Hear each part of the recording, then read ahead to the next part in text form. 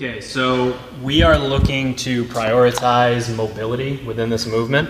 So you got a couple of choices when picking up the dumbbells. If they're lighter and if you are really comfortable in that stacked overhead position, then you can just do your, sort of double dumbbell snatch and get them up overhead. If they're a little bit heavier, or if you are worried about overhead mobility, I would recommend getting them into, onto the shoulders and then going up overhead.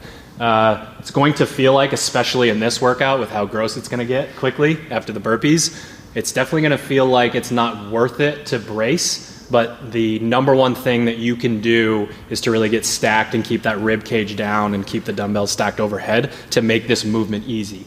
If you let it go and have the bent arm lean back, you're going to feel like for, 1, 2, 3 steps that you're conserving energy, and then you're not going to be able to do the movement anymore.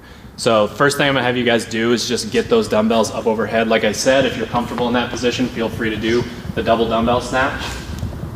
So we get those up overhead, and again, we are prioritizing during this movement, driving up through the shoulder while pulling the rib cage down. You want to really feel like you're bracing in the midline. So go ahead and take a few steps here with that in mind.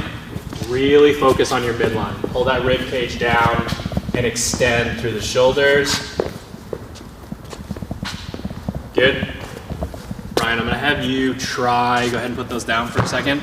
I want you to try to get them a little bit more stacked if possible. You have them sort of pulling you back, and it looks like you're getting a little bit of elbow bend there. Yeah. You can also, within this movement, play with what you're actually doing in terms of rotation here to create external rotation. So if you ever feel like you're getting those elbows bending like that, you can try to play around with while you're warming up what makes the most sense to create tension there. But I would definitely try to focus on keeping them stacked up over instead of sort of pulling back. Okay. Yeah. So adjust your grip a little bit so that they are stacked.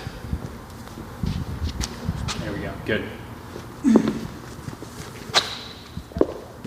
Yeah, that already looks better for sure. Cool. Sweet. Yeah.